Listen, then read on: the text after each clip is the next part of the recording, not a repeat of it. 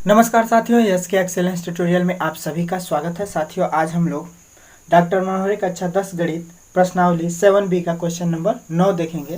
Question number 9 है, यदि ए और बी क्रमशः -2 -2 और 2 -4 हो तो बिंदु P के निर्देशांक ज्ञात कीजिए ताकि AP बराबर 3/7 AB हो और P रेखाखंड AB पर स्थित हो। ठीक है, कहने का मतलब ये है, यहाँ पे लिखेंगे हम लोग हल। ठीक है, यहाँ पे लिखेंगे हल।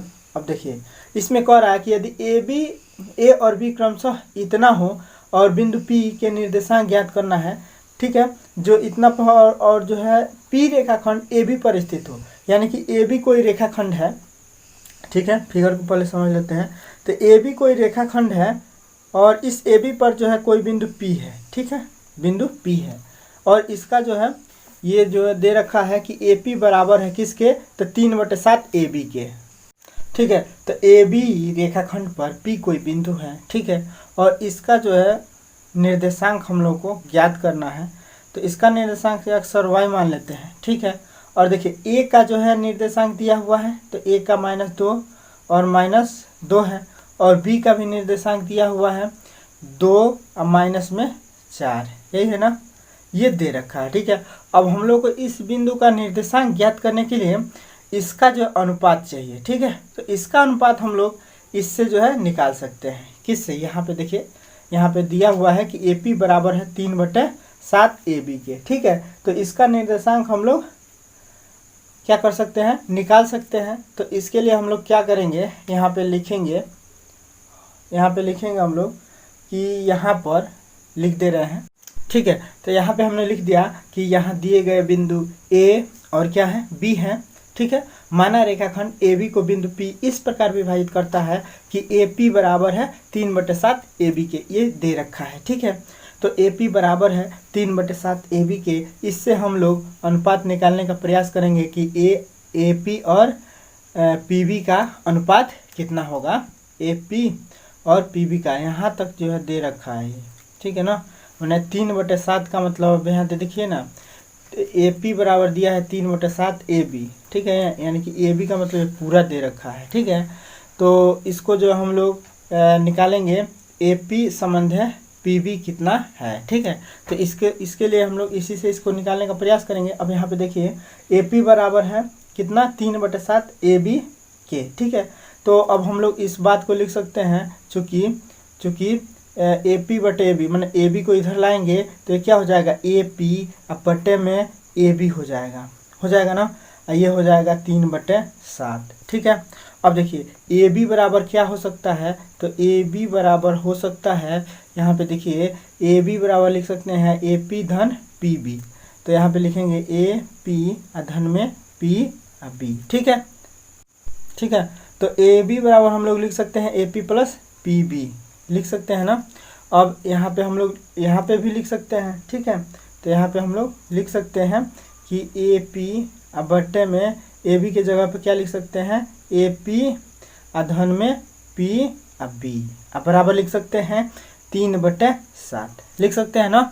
अब इसके बाद से जो है क्या कर सकते हैं, अब देखिए हम लोग को चूँकि AP और PB में समझ चाहिए, तो अब हम लोग क्या करते हैं कि AP प्लस में PB को जो है पलट देते हैं। ठीक है, यानी कि इस बात को हम लोग ये भी लिख सकते हैं कि AP प्लस में BP बटे में AP बराबर, भाई इसको टोटल को पलट रहे हैं तो इसको भी पलट देंगे, तो 7/3 कर देंगे। ठीक है, इससे हम लोग को AP और PB में संबंध निकल जाएगा। ठीक है ना, तो इसलिए इसको पलट दिया। अब पलटने के बाद से जो है क्या करेंगे, अब देखिए चूँकि जो है AP प्लस में PB का हर AP है, इसका मतलब इसको हम लोग लिख सकते हैं AP बटे में AP प्लस में BP बटे में AP, मैंने दोनों का हर AP हो जाएगा। ठीक है, अब बराबर लिख सकते हैं 7/3 लिख सकते हैं ना। अब यहाँ पे देखिए AP बटे AP बटे AP का मतलब हो गया 1, हो गया ना। तो यहाँ पे लिख सकते हैं 1 + PB बटे में AP बराबर हो जाएगा 7/3। ठीक है, तो अब एक को इधर ले जाएंगे, पक्षांतर करेंगे, तो PB बटे में AP बराबर हो जाएगा कितना, तो 7/3 अब माइनस में 1 हो जाएगा ना। अब यहाँ देखिए पी बी बटे ए पी बराबर 7/3 माइनस में 1। अब इसको सॉल्व करते हैं इसको, तो 7/3 माइनस 1 को सॉल्व करेंगे तो यहाँ पे लिख सकते हैं बराबर करके 3 का 1 में गुणा होगा तो 3 होगा, तो 7 - 3 अब बटे में क्या हो जाएगा 3, तो बराबर क्या हो जाएगा 7 में से 3 जा 4 अब बटे में हो जाएगा कितना 3। ठीक है, तो यानी कि पी बी अब बटे में ए पी बराबर हो जाएगा 4/3 हो गया ना, 4/3। तो अब देखिए ए पी संबंध हम लोग को पी बी चाहिए, तो ए पी को जो है अब पलट देंगे, तो ए पी अब बटे में हो जाएगा पी बी अब बराबर क्या हो जाएगा, तो 3/4, क्योंकि इसको भी पलट देंगे। तो मैथ का नियम है कि इसको पलट रहे हैं इसको पलट देंगे, कोई फर्क नहीं पड़ने वाला है। ठीक है, तो ए पी बटे पी बी बराबर हो गया 3/4, यानी कि ए पी बटे पी बी का मतलब लिख सकते हैं कि ए पी संबंध है पी बी बराबर हो गया 3/4। ठीक है, तो ये हम लोगों का अनुपात निकल गया, जिसको कह देंगे m1 और ये m2 हो गया। ठीक है, तो यानी कि ए पी और पी बी का जो अनुपात निकल गया कितना, तो 3/4। ठीक है, ये 3 है और ये 4 है। ठीक है, तो 3/4 अनुपात निकल गया। तो यहाँ पे हम लोग का m1 3 हो गया, m2 4 हो गया। यहाँ पे जो है ए का निर्देशांक -2 और -2 दिया हुआ है। ठीक है, तो ए का निर्देशांक ए है और बी का निर्देशांक कितना दिया हुआ है, तो इसको जो है लिख लेते हैं यहीं पे, तो ये है 2 और -4। ठीक है, और हम लोगों को जो है ज्ञात हो गया m1 आज संबंध है m2 कितना है, तो ये है 3/4। ठीक है, तो m1 और m2 का भी मान ज्ञात हो गया। तो अब हम लोग जो है क्या करेंगे, अंतः विभाजन सूत्र से अंतः विभाजन सूत्र से जो है क्या लिखेंगे, x और y का मान निकालेंगे सूत्र से। ठीक है, माने इस x और y का मान निकाल लेंगे। तो x बराबर क्या होता है अंतः विभाजन के सूत्र से, x बराबर होता है m1 x2 प्लस में m1 x2 प्लस में m2 x1 अपान में जो है क्या हो गया m1 अब प्लस में m2। ठीक है, अब यहाँ पे मान भर देते हैं तब y का मान निकालते हैं। ठीक है, तो यहाँ पे x का मान निकालने के लिए मान भरेंगे, तो m1 का मान कितना है, तो 3 है, इंटू x2 का मान कितना है, तो यहाँ पे देखिए इसको x1 मानेंगे, इसको y1 मानेंगे और इसको जो है x2 और इसको y2 मानेंगे। ठीक है, तो यहाँ पे देखिए यहाँ पे x2, तो x2 का मतलब हो गया 2, अब प्लस में जो है m2 का मतलब 3 और x1 का मतलब है -2, अब बट्टे में क्या हो जाएगा, तो m1 धन m2 का मतलब हो गया 3/4। ठीक है, 3/4 हो गया। अब इसको हम लोग लिख सकते हैं 3 दूना 6, अब प्लस माइनस का गुणा होगा तो माइनस, और 3 दूना 6। ठीक है, अब बट्टे में जो है क्या हो जाएगा 4 और 3 7, तो ये जो है क्या हो गया।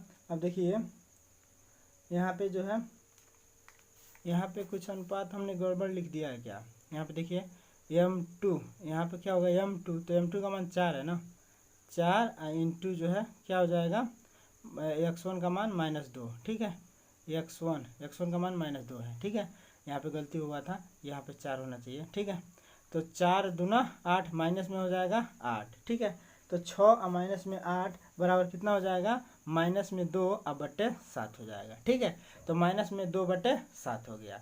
ठीक है, तो ये हो गया x बराबर -2 बट्टे 7, यानी कि x की वैल्यू निकल गया -2 बट्टे 7। ठीक है, अब y की वैल्यू निकाल लेते हैं। ठीक है, तो यहाँ पे हम लोग जो है कहाँ पे लिखे, यहाँ पे लिख रहे हैं, जगह यहाँ पे है। ठीक है, तो y बराबर क्या हो जाएगा, तो m1 y2 अब प्लस में हो जाएगा m2 y1 अपान में m1 अब प्लस में m2। ठीक है, अब मान रख देते हैं, तो m1 का मान कितना है, तो m1 का मान है 3 इंटू y2, तो y2 का मान कितना है, तो यहाँ पे देखिए यहाँ पे y2 का मान -4 होगा, तो यहाँ पे लिखेंगे -4। ठीक है, अब प्लस में m2, तो m2 का मतलब है 2 का मतलब 4 m2 का, और y का मतलब जो है कितना हुआ y1 का मान है -2, अब बट्टे में जो है क्या होगा, तो m1 प्लस m। ठीक है, तो यहाँ पे मान भर दिया। अब यहाँ पे जो है m1 का मतलब 3 और m2 का मतलब 4।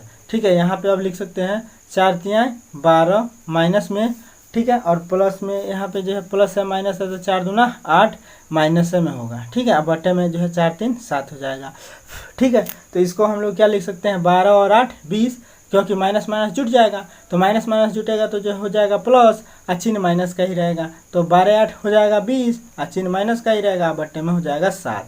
तो वाई का मान जो है कितना निकल गया माइनस में 20/7, ठीक है। तो माइनस में 20/7 वाई का मान हो गया, ठीक है। तो इस प्रकार इसका निर्देशांक कितना निकल गया, इसका निर्देशांक माइनस में 2/7 और जो है वाई का मान 20/7 आ गया, ठीक है। तो ये जो है हमारा जो है आंसर हो जाएगा। इस पे यहाँ पे लिख सकते हैं कि इस प्रकार, यहाँ पे लिख सकते हैं कि इस प्रकार P का निर्देशांक क्या हो गया, P का निर्देशांक, P के निर्देशांक कितना है, तो P का निर्देशांक हो गया, निर्देशांक है क्या, तो माइनस में 2/7 और जो है माइनस में 20/7, माइनस में 20/7, ठीक है। तो हमारा आंसर हो गया, ठीक है। तो आशा करते हैं कि यह सवाल आप लोगों को समझ में आ गया होगा। सवाल समझ में आता है तो चैनल को सब्सक्राइब कीजिए, लाइक कीजिए और इसको अधिक से अधिक शेयर कीजिए। थैंक यू, धन्यवाद, शुक्रिया, जय हिंद, जय भारत।